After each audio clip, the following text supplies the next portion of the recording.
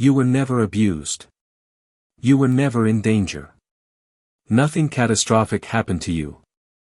So why does it feel like you never really got to be a child? Why do you feel exhausted in ways you can't explain? Why do you find it almost impossible to ask for help, even when you desperately need it? Why does resting feel like something you have to earn? If any of that hit close, stay with me. Because what I'm about to share might change the way you see your entire childhood. There's a belief most of us grow up with, that childhood trauma looks a certain way. That it's obvious. Dramatic. Something you could point to and say, that's where it happened. And because nothing obvious happened to you, you've spent years dismissing your own pain. Telling yourself you have nothing to complain about. Feeling guilty for even bringing it up. After all, other people had it so much worse, right? But here's something that psychology has been quietly uncovering for decades: you don't need a single catastrophic event to grow up too fast. You don't need a villain in your story. You don't need chaos on the surface.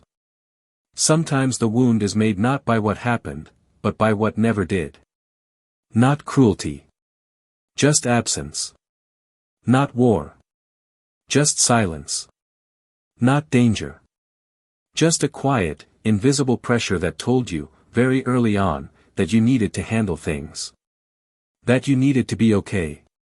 That your feelings were too much, or simply not important enough to make room for. And so you adapted.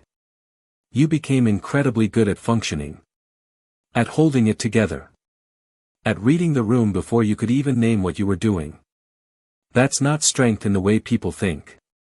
That's a child doing the only thing they could to feel safe. You became the responsible one. Maybe you were the oldest. Maybe you had a parent who struggled, not in a visible, dramatic way, but emotionally. Distracted. Unavailable. Stressed in ways they never explained to you, but ways you could feel. So you stepped in. Not because anyone asked. Because something inside you understood, if you didn't, things would feel unstable.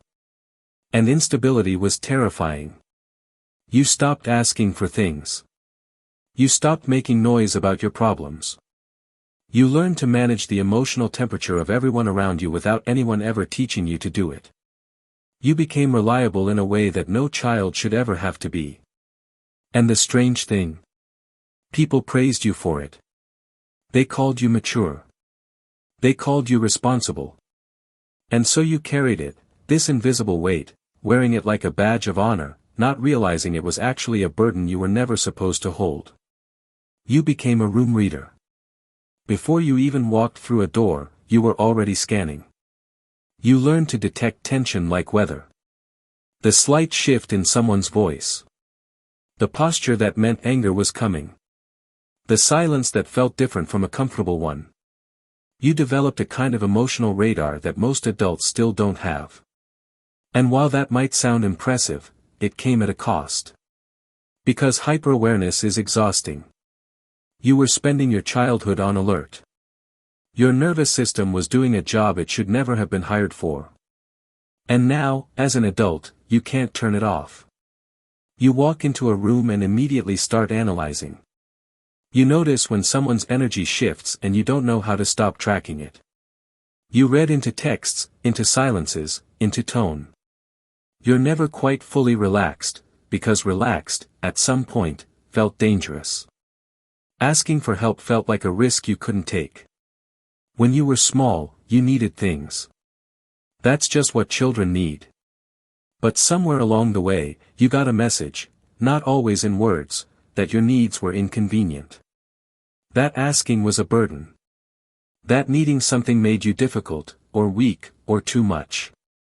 So you stopped asking. You became fiercely self-reliant, not because you preferred it, but because depending on people felt unsafe. And now, as an adult, even when you're drowning, your first instinct is to handle it alone. Even when someone offers to help, something in you says, no, I'll manage. Even when you're barely managing.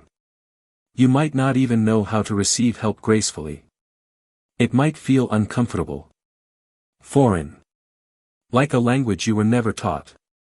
Resting felt wrong. Enjoying yourself felt like something you had to earn.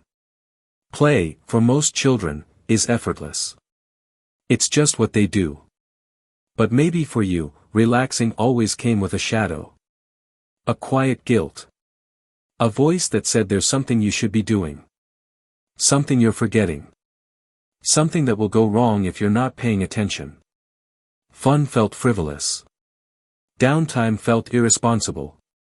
And joy, real, light, uncomplicated joy, was always slightly out of reach, because some part of your nervous system stayed on duty even when you were supposed to be off the clock.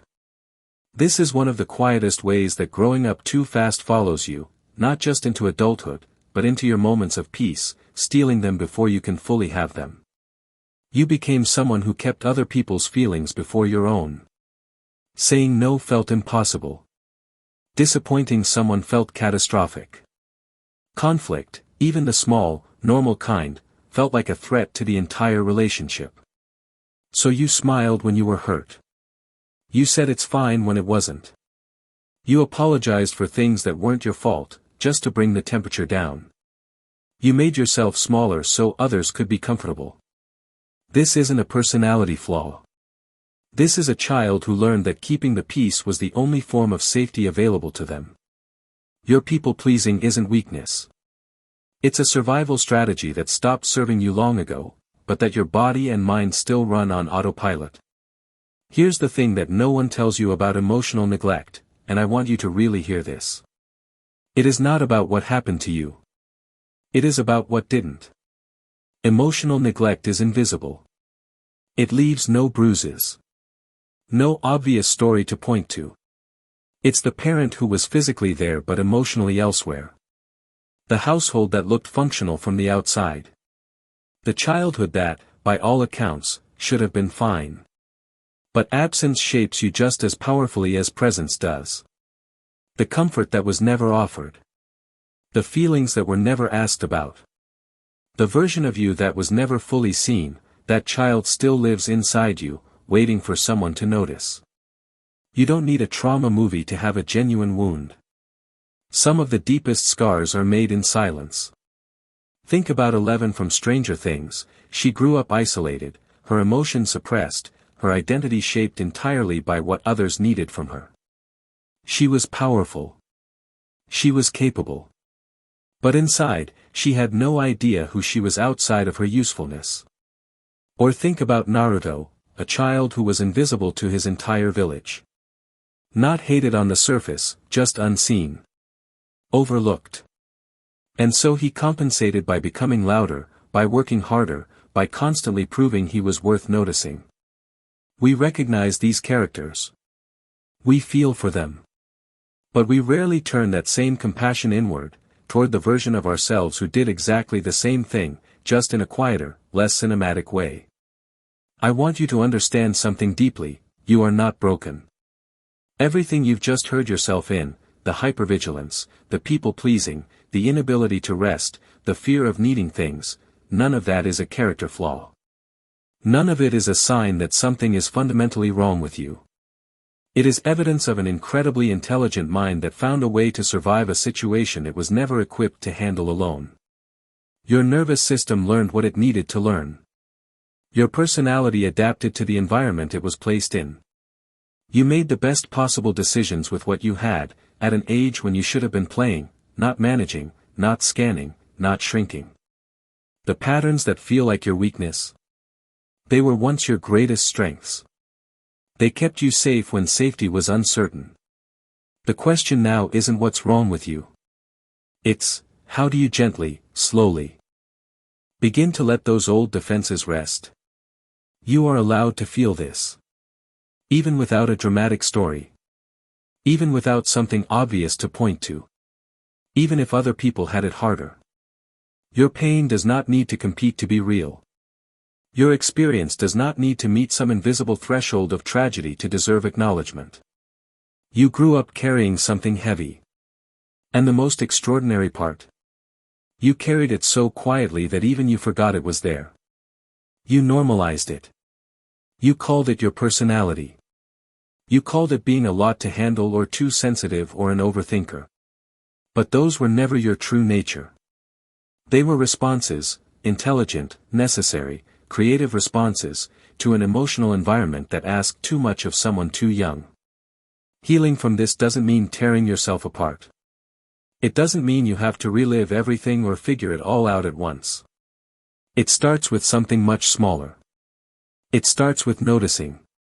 Noticing when you shrink yourself to keep others comfortable. Noticing when you feel guilty for resting and asking, why?